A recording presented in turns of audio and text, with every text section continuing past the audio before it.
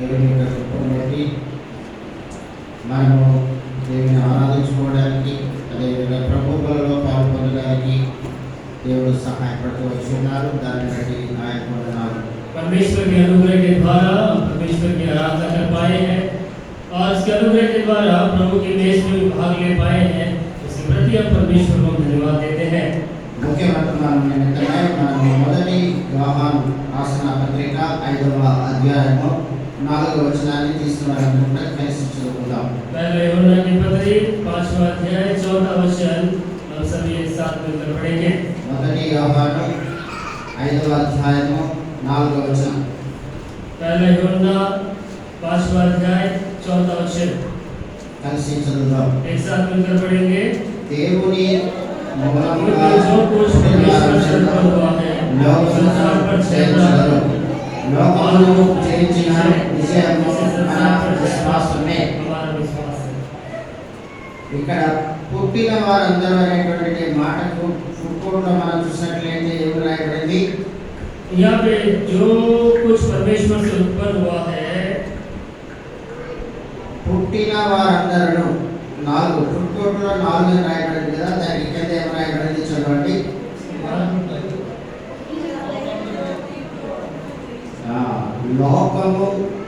లోకమును జయించును. तो संसार पर जय प्राप्त करता है। లోకమును జయించడం అనేది సాధారణమైన విషయం కాదు. संसार के ऊपर जय पाना साधारण सी बात नहीं है। ఎందుకంటే ఏ ఒక్కరు కూడా దేవుని సన్నిధిలో, దేవుని యొక్క గృహంలో లేక దేవుని రాజ్యంలో వెళ్ళాలని అపవాదికి ఇష్టం లేదు. क्योंकि किसी को परमेश्वर के सम्मुख या परमेश्वर के घर या परमेश्वर के राज्य में शैतान को पसंद नहीं कि वह प्रवेश करे। అయితే ఇక్కడ ప్రభువు చెప్తున్నాడు, और यहाँ पे परमेश्वर देता है ఈ లోకాన్ని జయించాలి అంటే यदि संसार के ऊपर में जय प्राप्त करना है तो మనకు విశ్వాసం ఉంటే చాలు.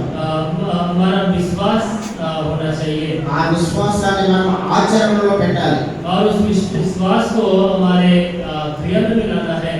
తద్వారా మనము ఈ లోకాన్ని జయించగలం. और उसके द्वारा ही हम संसार के ऊपर जय प्राप्त कर सकते हैं। అప్పుడు మాత్రమే నూతన జన్మ పొందినటువంటి అనుభవంలో మనం వెళ్ళగలం. तभी हम नया जन्म पाए हुए अनुभव में हम जा सकते हैं। మనము ఇతరులను ప్రేమించగలం. हम दूसरों से हम प्रेम रख सकते हैं। దుష్టుడు మనల్ని ముట్టకుండా ఉంటాడు. और जो दुष्ट हमें नहीं छू पाता है। అదే విధంగా పాపం అంటేనే భయం ఉంటుంది. और पाप कहने पर ही डर रहता है। అదే విధంగా నీతిగా జీవించాలనేటువంటి కోరిక ఉంటుంది. और धार्मिकता के साथ जीवन बिताने की आशा होती है। ఈ యొక్క దేవుని ఎదగడం ద్వారా ఈ లోకాన్ని మనం జయించడానికి దేవుడు సహాయపడతారు. क्योंकि परमेश्वर को जानने के द्वारा संसार के ऊपर जय पाने के लिए परमेश्वर हमारी सहायता करता है। ఎందుకంటే ऐसा क्यों कहने पर? ఆయన చాలా త్వరగా రానేఉన్నాడు. क्योंकि वो शीघ्र आने वाला है। అక్కడ చెప్పబడుతూ ఉంది, మనం చూసినట్లయితే కొరింథీయులకు రాసిన పత్రిక మొదటి 15వ అధ్యాయంలో మనం చూసినట్లయితే जैसे हम पढ़ते हैं पहला कोरिन्थियों की पत्री 15वां अध्याय, ఈ యొక్క అధ్యాయంలో మనం చూసినట్లయితే इस अध्याय में हम देख सकते हैं మొదటి కొరింథీ 15వ అధ్యాయము पहला कोरिन्थियों की पत्री 15वां अध्याय 50వ వచనం తీసుకుని వారు చదవండి.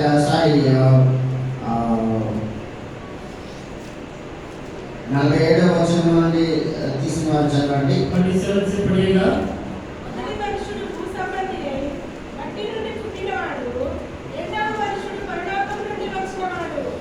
మట్టి నుండి పుట్టినవాడు ఎట్టివాడో మట్టి నుండి పుట్టినవాడు అట్టివాడే. పరలోక సంబంధి ఎట్టివాడో పరలోక సంబంధులు అట్టివారే. మరియు మనము మట్టి నుండి పుట్టినవాడి పోలికను ధరించిన ప్రకారము పరలోక సంబంధం పోలిక ధరించుము. 50వ వచనం కూడా సహోదరులారా, నేను చెప్పున్నది ఏమనగా, రక్తమాంసములు దేవుని రాజ్యమును స్వతంత్రించుకొనలేరవు, చేత అక్షేతను స్వతంత్రించుకొనరు. ఇదిగో మీకు ఒక కాబట్టి ఇక్కడ మనం చూసినట్లయితే మొదటి మనుష్యుడు భూ సంబంధి అయి మట్టి నుండి పుట్టినవాడు. क्योंकि प्रथम जो मनुष्य है वो जो अर्थात मिट्टी का था, రెండవ మనుష్యుడు పరలోకం నుండి వచ్చినవాడు. और दूसरा मनुष्य स्वर्गीय है। ఆ కాబట్టి మంటి నుండి వచ్చిన వాడు ఎవడో మంటి నుండి పుట్టిన వారు అట్టి వారే అని చెప్పి ఆయన గుర్తు చేస్తున్నారు. क्योंकि जैसे वो मिट्टी का था वैसे वे भी जो मिट्टी के हैं। అదే విధంగా పరలోక సంబంధి ఎట్టివాడో పరలోక సంబంధులు అట్టివారే. और जैसा वो स्वर्गीय है वैसे ही वे भी है जो स्वर्गीय है। కనుక దేవుడు మనలను ఆయన తన కుమారుడి యొక్క స్వరూపంలో జీవించాలని ఎదురు చూస్తున్నాడు. क्योंकि परमेश्वर हमें उनके पुत्र के स्वरूप में हम जीवन बिताएं हमसे चाहता है। అది చాలా కష్టం. और बहुत मुश्किल है। అది దేని ద్వారా మనం దాన్ని ఫాలో చేయగలం? और वो किसके द्वारा हम उसका पालन कर सकते हैं? బలమైన విశ్వాసం, क्योंकि दृढ़ विश्वास के साथ, మంచి ప్రార్థన, अच्छी प्रार्थना, మంచి సహవాసం, अच्छी संगति, దీని ద్వారా మనము దాన్ని పొందగలం. और इसके द्वारा हम उसको पा सकते हैं। మనము తద్వారా ఏం చేయగలమంటే దేవుని రాజ్యాన్ని స్వతంత్రించుకోగలం. और उसके द्वारा परमेश्वर के राज्य को हम स्वतंत्र कर पाएंगे। ఒకవేళ రక్త మాంసములు అంటే శరీర సంబంధమైనటువంటి కార్యాలలో మనం ఉంటున్నట్లయితే ఆ యొక్క కార్యాల వల్ల మనం దేవుని రాజ్యానికి స్వతంత్రించుకున్న నేరం అని చెప్పి 50వ వచనంలో చెప్తూ ఉన్నారు. क्योंकि यदि हम मांस और लहू में ही रहकर परमेश्वर के राज्य के अधिकारी हम नहीं हो सकते हैं। కనుక మనము సదాకాలము దేవుని దగ్గర దేవునితో పాటు మనం ఉండాలని ప్రభువు ఎంతగానో ఆశపడుతూ ఉన్నారు. क्योंकि सदा परमेश्वर के साथ और परमेश्वर के संग रहे परमेश्वर हमसे चाहता है। అది అంత చాలా సునాయాసమైనది కాదు. क्योंकि वो कितना आसान वो चीज नहीं है। హెబ్రీయులకు రాసిన పత్రిక 9వ అధ్యాయంలో మనం చూసినట్లయితే इब्रानियों के पत्री 9वां अध्याय, హెబ్రీయులకు రాసిన పత్రిక 9వ అధ్యాయము इब्रानियों के पत्री 9वां अध्याय 28వ వచనం తీసుకుని వారు చదవండి. 40 वचन। రాముడనే క్రీస్తు కూడా అనేకుల పాపములను భరించుటకు ఒక్కసారే అర్పింపబడి తన కొరకు కనిపెట్టుకొని నుండి వారి రక్షణ నిమిత్తము పాపము లేకుండా రెండవసారి ప్రత్యక్షమగును. ఆయన రెండవసారి ప్రత్యక్షమవనై ఉన్నారు. और दूसरी बात दिखाई देने वाला है। ఆయన ఎందుకని రెండవసారి ప్రత్యక్షమవుతున్నాడు? और दूसरी बात किसकी ओर दिखाई देगा? తన కొరకు కనిపెట్టుకుని వారు ఉండు వారి రక్షణ నిమిత్తము పాపము లేకుండా రెండవసారి ప్రత్యక్షంగా ఉన్నారు. और जो लोग उसकी भार जोते हैं उनके उद्धार के लिए दूसरी बार बिना पाप उठाए हुए दिखाई देगा। కనుక మనము దీని కొరకు ఎటువంటి ప్రయాసను మనం పొందాలని ప్రభు ఆశిస్తున్నాడు. और इसके लिए हम किस प्रकार की प्रयास है प्रभु हमसे चाहता है? క్లుప్తంగా చూద్దాం. 2 పీటర్ संक्षिप्त में देखेंगे दूसरा पत्रस చాప్టర్ 1 पहला अध्याय chapter 1 and verse from 5, 6 and 7. మనం 5, 6, 7 పేతురు రాసిన రెండవ పత్రిక మొదటి అధ్యాయము 5, 6, 7 వచనాలు కలిసి చదువుదాం. दूसरा पत्रस पहला अध्याय 5वां और 6वां और 7वां वचन हम एक साथ मिलकर पढ़ेंगे। రెండు పేతురు మొదటి అధ్యాయము 5, 6, 7 వచనాలు కలిసి చదువుదాం. दूसरा पत्रस पहला अध्याय 5वां 6वां और 7वां वचन एक साथ मिलकर पढ़ेंगे। దయచేసి మీ యొక్క ధ్యానము బైబిల్ మీద పెట్టండి. బైబిల్ చదవడానికి ప్రయత్నించండి. आप अपना ध्यान बाइबल के ऊपर रखते बाइबल को पढ़ने में प्रयास कीजिएगा। చాలా స్వరాన్ని పెంచి అది మనము బిగ్గరగా చదవడానికి ప్రయత్నం చేయండి. आप ऊंचे शब्द से पढ़ने के लिए प्रयास कीजिएगा। Chapter 2 Peter chapter 1 verse from 5, 6 and 7. पहला पत्रस पहला अध्याय 5, 6 और 7वां वचन इसी पर पूर्ण जागृति कलवारे विश्वास मंदु सद्गुणमनु सद्गुणमनु ಜ್ಞಾನಮನು ಆಸಾರಿಗಳನ್ನು ಸಹನಮನು ಪ್ರತ್ಯೇಕ సహోదర ప్రేమను దయను అమర్చుకోండి. చూసారా ఈ విషయాల్లో ప్రభు గుర్తు చేస్తున్నాడు. कितनी बातों में हमें प्रभु जी याद दिलाते हैं। ఇవి మనం కొంచెం ఫాలో చేయాలి అంటే చేయగలం, అయితే సాతాను మనం చేయగలదు. यदि इसका पालन करें तो हम कर सकते हैं, पर जो शैतान इससे पालन करने नहीं देता है। మనమందరం కూడా దేవుని యొక్క స్వభావాన్ని పాలివారై ఉండాలని దేవుడు మనల్ని కోరుకుంటూ ఉన్నారు. हम सभी परमेश्वर के स्वभाव में उसके सहभागी हम रहे प्रभु हमसे चाहता है। కాబట్టి ఆయన 5వ వచనంలో ఈ హేతువు చేత మీ మట్టుకు మీరు పూర్ణ జాగ్రత్త కలవారై ఉండండి. इसीलिए वो कहता है इसी कारण तुम सब प्रकार के यत्न में तुम रहो। ఒకవేళ మనం జాగ్రత్త లేకపోయినట్లయితే, यदि हम ध्यान से यदि हम ना रहे, సపోజ్ మన అండమాన్లో చూసినట్లయితే అంతా కూడా అప్ అండ్ డౌన్ ఏరియాస్ ఉన్నాయి. क्योंकि ये हम जानते तो अंडमान द्वीप में सब अप एंड डाउन जगह है, ఎక్కువ కాలం వర్షాలు చూసేటువంటి ప్రాంతం. क्योंकि अधिकतर महीनों में अधिकतर बारिश होने वाली जगह है। కాబట్టి దీని వల్ల ఏమవుతుందంటే మనకి నాచు పడుతుంది. इससे क्या होता है, वहाँ पे खाई लगता है जगह जगह पे। కాబట్టి మనం ఒక జాగ్రత్తగా మనము అడుగు వేయకపోతే ఏమవుతుంది, यदि हम ध्यानपूर्वक से यदि हम अपने कदमों को ना डालें तो क्या होता है, మనం జారి పడిపోవచ్చు. आप फिसल कर हम गिर जा सकते हैं, ఒకవేళ మన ఇక్కడ ఎముక విరగొచ్చు. यदि हमारी हड्डी उसमें टूट सकती है, మనం చేయవలసిన పనులు మనం ఇంకొకరి మీద ఆధారపడవలసి ఉంటుంది. और जो कार्यों हम करते हैं उसके द्वारा हम दूसरों के ऊपर आधार पड़ना होता है, దీర్ఘకాలం హాస్పిటలైజ్డ్ కావాల్సి और ఉంటుంది. ज्यादातर अधिकतर समय अस्पताल में हम रहना पड़ता है, అది ఈ యొక్క లోకంలో జరిగేది. और ये सब तो इस दुनिया में होती है। అయితే ఇక్కడ ఆయన అందుకనే ఏం చెప్తున్నారంటే, इसीलिए आप लोग क्या कहता है, మీరు పూర్ణ జాగ్రత్త గలవారై ఉండండి.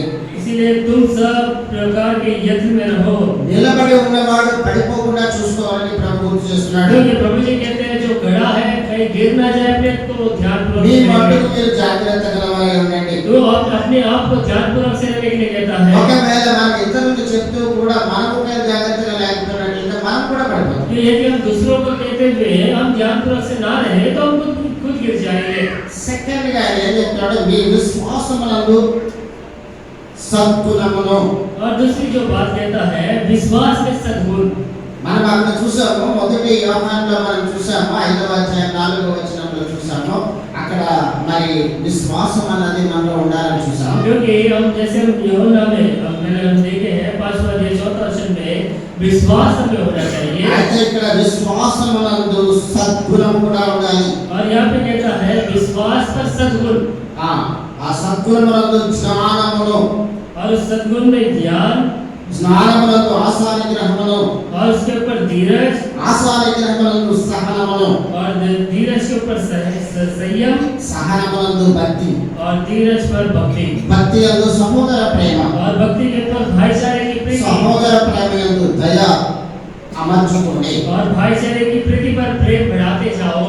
కనుక ఇవన్నీ కూడా దేవుడు ఇవన్నీ కూడా మనకి దృష్టాంతముగా తెలియజేస్తూ వస్తున్నారు. ये सारी बातें परमेश्वर दृष्टांत के तौर पर हमें बताता है। కనుక మనకు చాలా జాగ్రత్త కలిగిన వారిగా ఈ లోకంలో జీవించినప్పుడు మనకన్నా ఆశీర్వదించబడిన వారు ఎవరు కూడా ఉండరు. यदि हम अपने जीवन में ध्यानपूर्वक से अपने जीवन को बिताए तो हमसे बढ़कर इस दुनिया में आशीष का कारण और कोई ना रहेगा। కనుక ఒకసారి ఒక సంభవాన్ని మనం చెప్పుకుంటున్నట్లయితే, यदि एक बार एक संभावना मेरी बताए, ఒక ఈ లోకంలో పరిస్థితి ఎలా ఉంటుందంటే, మనం ఉంటున్నటువంటి ఈ యొక్క సహవాసం కన్నా లేక ఇంకొక సహవాసం లేక ఇంకొక డినామినేషన్ చాలా బాగుందని మనకి మనం అనుకుంటాం. क्योंकि इस दुनिया में यदि हम देखा जाए तो ये संगतियां या ये डिनोमिनेशन बहुत अच्छा रहेगा या ये डिनोमिनेशन बहुत अच्छा रहेगा हम समझते हैं, అయితే మన గృహమే మనకు ఉన్నటువంటి తృప్తి. क्योंकि हमारा घर ही हमारे लिए तृप्ति है। దూరపు కొండలు నునుపుగా కనపడతాయి కానీ అందులో చాలా భయంకరమైన పరిస్థితి ఉంటుంది. क्योंकि दूर की जो पहाड़ी बहुत हरी भरी दिखती है पर वो परिस्थिति बहुत ही भयंकर होती है। కనుక మన గృహంలో మనం ఉన్నప్పుడు చాలా శ్రద్ధ తెచ్చుకుంటాం. क्योंकि यदि जब हम अपने घर में जब हम रहते हैं बहुत ही हम आदर पाते हैं। ఒక పల్లెటూరు ఉంది, एक गांव है, ఆ పల్లెటూరు నుంచి చాలా మరి పురాణ కాలంలో నుంచి మన పరిస్థితిని చూస్తూ వచ్చినట్లయితే, यदि हम अपने गांव में पुराने दिनों को उन परिस्थितियों में हम देखें, ఇప్పుడు మనము ఈ యొక్క చాలా కొత్త సెంచరీలో మనం ప్రయాణం చేస్తున్నాం. हम एक बहुत ही जो नई सेंचुरी में हम यात्रा कर रहे ఒక हैं। 50-60 సంవత్సరాల క్రితం మన యొక్క పరిస్థితి, మన దేశం యొక్క భౌగోళిక పరిస్థితిని, మన పల్లెటూరు పరిస్థితి చూసినట్లయితే చూసిన వారికి తెలుస్తుంది ఎలా ఉండేవారు. क्योंकि 50-60 साल पहले हमारा जो भूगोल, हमारा देश, हमारा गांव की परिस्थिति देखी तो जिन्होंने देखा है उनको पता होगा। కాబట్టి ఆ యొక్క చాలా దూర ప్రాంతంలో పల్లెటూరులో ఉండేవారు ఒక అబ్బాయి విసిగిపోయాడు. क्योंकि एक दूर के गांव में एक छोटा सा जो लड़का था बहुत ही परेशान हो गया।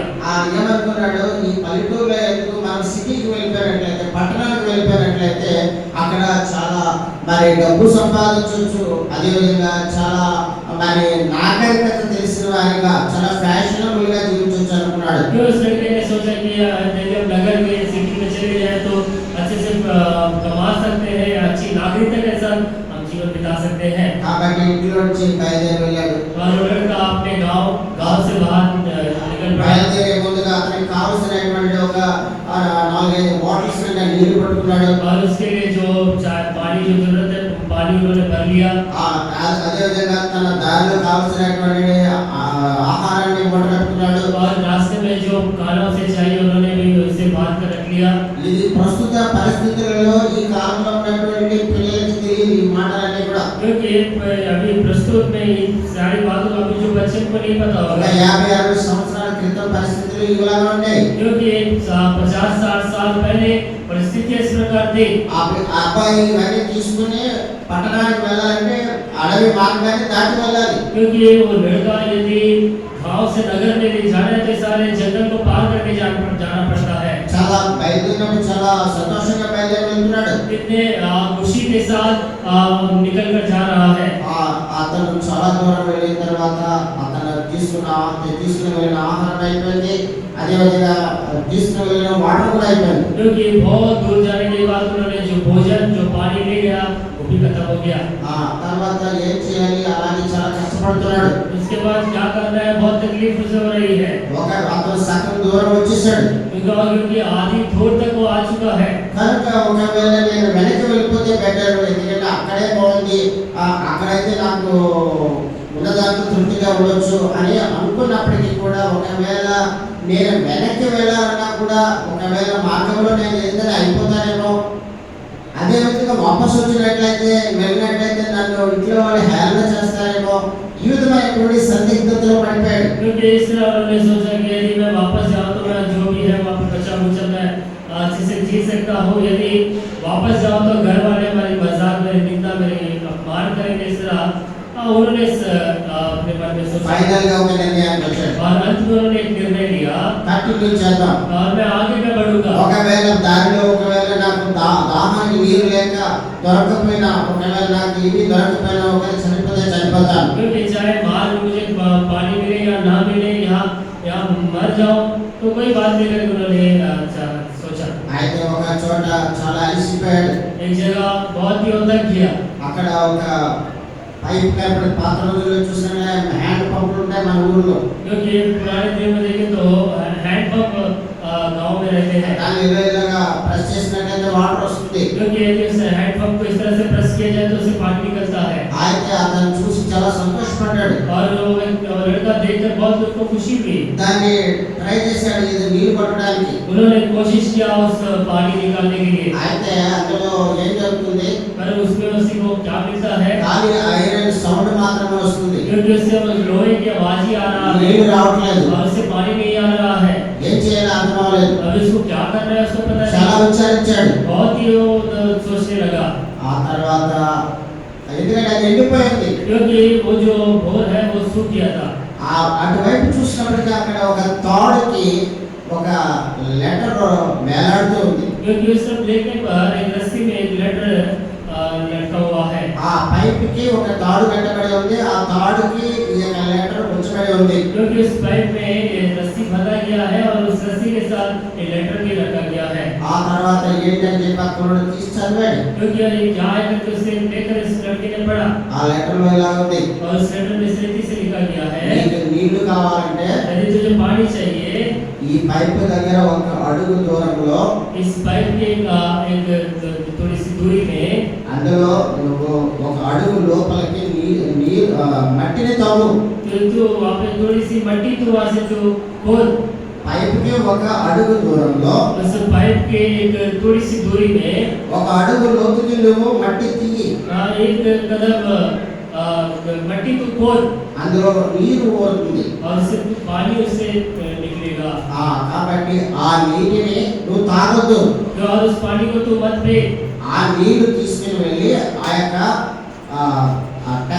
పైప్ లో వెళ్ళి और उस पानी को तू लेकर उस जो हैंड पंप है उसमें तू ढाल।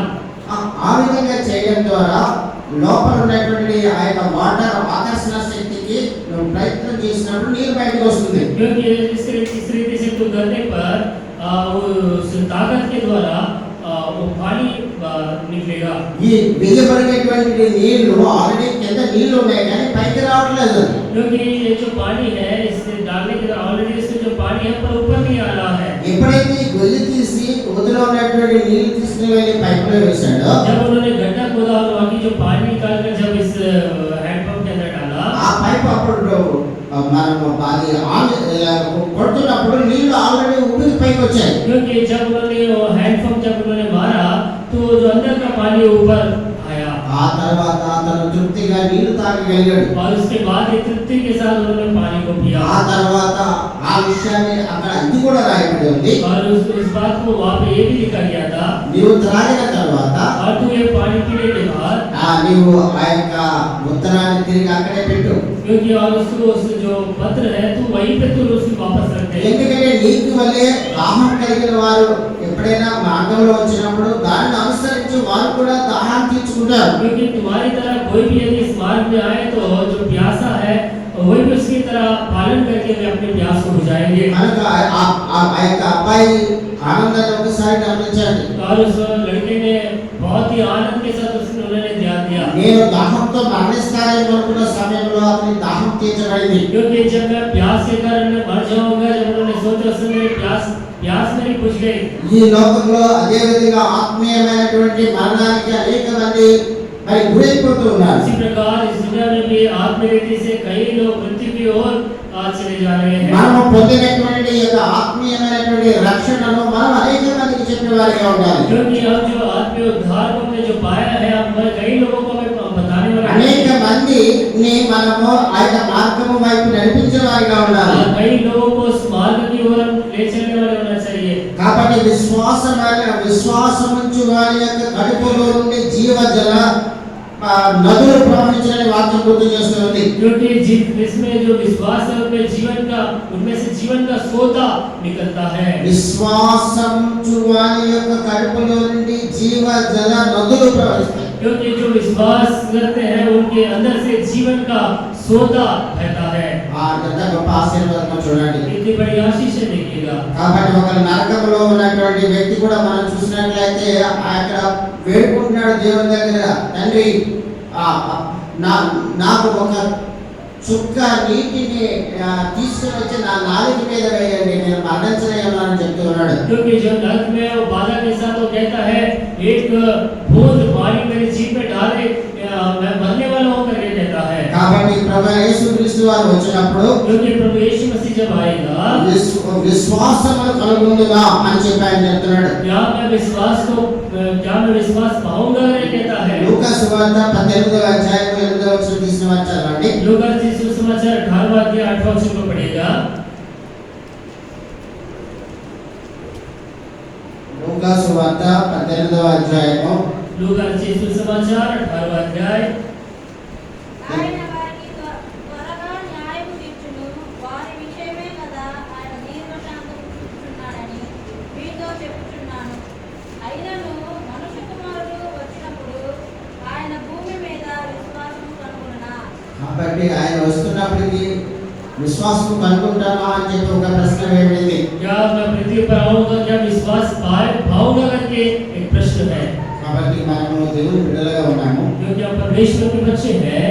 మన యొక్క విశ్వాస యాత్రలో అపవాది ఎన్ని కష్టాలను మనకు ఒకవేళ ఎలా చేసినప్పటికీ కూడా विश्वास की यात्रा में शत्रु के तकलीफ कितने हमारे जीवन में आने पर भी కొంతమంది వ్యాధి అనేటువంటి శోధన తీసుకొస్తుంది. क्योंकि कुछ लोगों के जीवन में बीमारी ऐसी शोधना उनके जीवन में ఎంత लाती है। మంచి ప్రార్థనా పరులుగా ఉన్నా సరే, इतना प्रार्थना करने वाले व्यक्ति होने पर ఏ విధంగా అయినా సరే అతనిలో ఉన్నటువంటి లేక ఆమెలో ఉన్నటువంటి విశ్వాసాన్ని దూరపరచాలని, क्योंकि किसी न किसी तरह से उनमें या उसमें विश्वास को दूर करने के ఆ యొక్క బాధ శరీరంలో ఉన్నటువంటి వ్యాధి తగ్గకపోవడం వల్ల ఆర్థికపరమైనటువంటి ఇబ్బందులు రావడం ద్వారా విశ్వాసము సన్నగిలుతుంది చాలా మందిలో. क्योंकि शरीर की बीमारी और आर्थिक परिस्थिति के कारण विश्वास में उनकी कमी आ जाती है।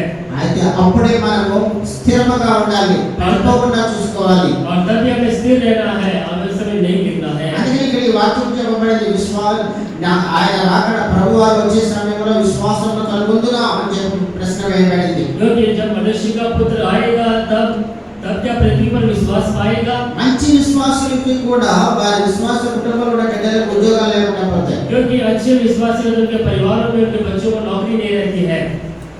అయితే వారు విశ్వాసులు కాదా అంటే మంచి విశ్వాసులు. क्योंकि क्या वे विश्वासी नहीं है कहने पर क्या नहीं अच्छे विश्वासी है, అది ఒక శోధన. क्योंकि वो एक उनके लिए एक समस्या सोच रहा है। పిల్లలకు ఫీజు కట్టడానికి కూడా ఇబ్బందులు ఉంటాయి. क्योंकि बच्चों को फीस बांधने के लिए उनको तकलीफ होती ప్రతి है నెల రేషన్ తీసుకుని తెచ్చుకోవడానికి కూడా కష్టాలు ఉంటాయి. और हर दिन उनको रेशन लाने के लिए उनको मुश्किल होती है। అయితే వాళ్ళ విశ్వాసంలో చాలా చక్రవర్తులు. पर वे विश्वास से बहुत ही चक्रवर्ती है।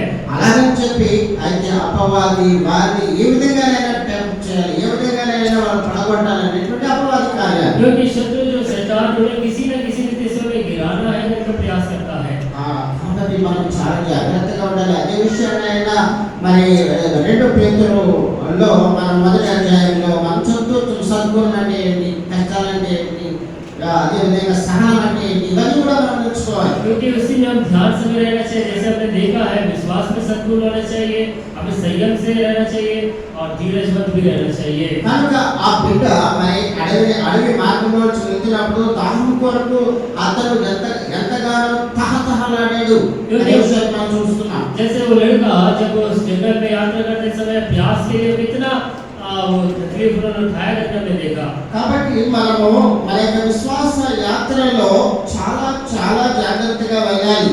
क्योंकि हम अपनी विश्वास की यात्रा में हम कितने ही ध्यान से हमें जाना है। ఎందుకంటే ఒకవేళ లాఫర్వాయి టైప్ జీవితాన్ని మనం జీవించినట్లయితే దేవుని యొక్క ఉగ్రత మనము గత వాచ్ నైట్ సర్వీస్ లో కూడా మనం చూసాము. దేవుని యొక్క ఉగ్రత ఎలా ఉంటుంది అనే విషయాన్ని మనం చూస్తున్నాం. क्योंकि लापरवाही के साथ यदि हम जीवन को बिताएंगे परमेश्वर के क्रोध में देखना पड़ेगा, जो वाच नाइट सर्विस में भी जैसे देखा गया है।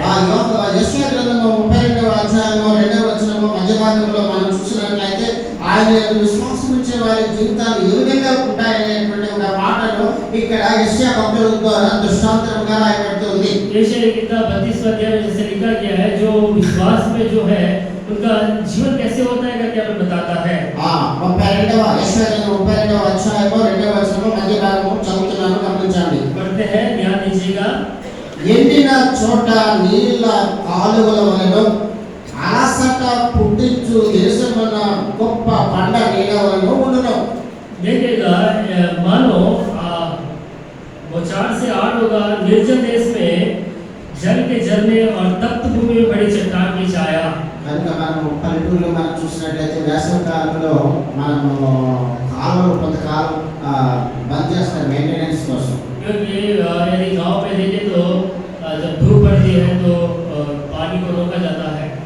కాలువలు ఉంటాయి, పంట కాలువలు మెయింటెనెన్స్ కోసం ఒక నెల బంద్ చేస్తారు. क्योंकि जो नहर होती है उसको तो बंद किया जाता है। కెనాల్స్ అంటే గోదావరి నుంచి కెనాల్స్ కాలువల ద్వారా పంట భూములకు నీళ్లు వచ్చేటువంటి ప్లేస్. क्योंकि गोदावरी से वहां से जो नहर निकलती है जो खेतों की ओर जो पानी आता है, అంతవరకు ఎండిపోయి ఉంటాయి మెయింటెనెన్స్ కొరకు. क्योंकि वहां तक वो सूखा रहता है मेंटेनेंस के लिए। ఆ మెయింటెనెన్స్ అయిన తర్వాత కాలువలకు గోదావరి నుంచి నీళ్లు విడుదల చేసినప్పుడు చాలా ప్రవాహంగా వస్తాయి నీళ్లు. जब वो मेंटेनेंस खत्म हो जाता है तो उसके बाद गोदावरी से वो पानी बहुत ही तेज से बहकर आती है। ఆ కాలువలో వచ్చినప్పుడు అక్కడ అప్పటి వరకు ఎండిపోయినటువంటి ఆ యొక్క కాలువలో పిల్లలు కేరింతలు కొడుతూ ఈతలు కొట్టుకుంటూ స్విమ్మింగ్ చేసుకుంటూ ఎంజాయ్ చేస్తారు. और उस नहर में जो बच्चे जो होते हैं उसमें डुबकी मारते हुए तैरते हुए वहाँ पे एंजॉय करते हैं। they will enjoy more and more. क्योंकि वे और अधिक वहाँ पे एंजॉय करते हैं। అక్కడ ఏం చెప్పబడింది, ఎండిన చోట నీళ్ళ కాలువల వలె देखिएगा निर्जन देश में जल के झरने, అలసట పుట్టించు దేశమున గొప్ప పంట నీడ వలె ఉండును. और तप्त भूमि में बड़ी चट्टान की छाया होती है। కాబట్టి మరి నీడ ఎండ సమయంలో నీడ, అదేవిధంగా ఎండిపోయిన భూమిలో నీళ్ళ ప్రవాహం వచ్చినట్లయితే మన యొక్క హృదయం ఎంత ఆనందంగా ఉంటుంది. धूप के समय छाया और इसी प्रकार निर्जन भूमि में जब जल नहर आता है कितनी खुशी होती है।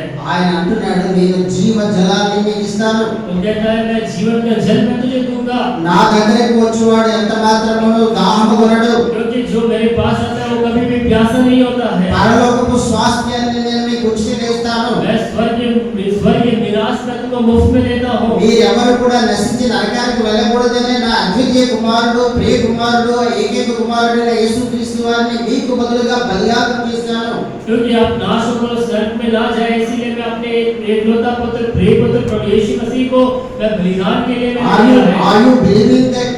क्या तुम उस पर विश्वास करते हो? ఆ యొక్క విశ్వాసం ఉంటే చాలు. यदि विश्वास है तो ఆ काफी है, విశ్వాసంలో సద్గుణం ఉంటే మంచిది, क्योंकि विश्वास में सद्गुण होने से काफी है, సహనం ఉంటే మంచిది, संयम होने से काफी है, ఇతరులను ప్రేమించడం మంచిది, और दूसरों से प्रीति रखना अच्छा है, దేవుని కొరకు ఎదురు చూడడం మంచిది, परमेश्वर के लिए बाट जोड़ना अच्छा है, శరీర సంబంధ కార్యాలను మనం దూరం చూసుకోవడం మంచిది, और शरीर की क्रियाओं को दूर रखना अच्छा है, ఆత్మ సంబంధమైన కార్యాల పట్ల అక్కర కలిగి ఆతృత కలిగి ఉండడం మంచిది. और आत्मीय बातों के विषय में प्रयास और उसके विषय में रहना अच्छा है। ఆ రీతిగా జీవించడానికి నాకు మనకు అందరికీ దేవుడు సహాయం చేయండి. दूसरे जैसे जीवन बिताने के लिए हमें हम सभी को परमेश्वर सहायता करे, దేవుడి వచనాన్ని ఆశీర్వదించుగాక. परमेश्वर इन वचनों को आशीष करे। మనం లేచి నిలబడి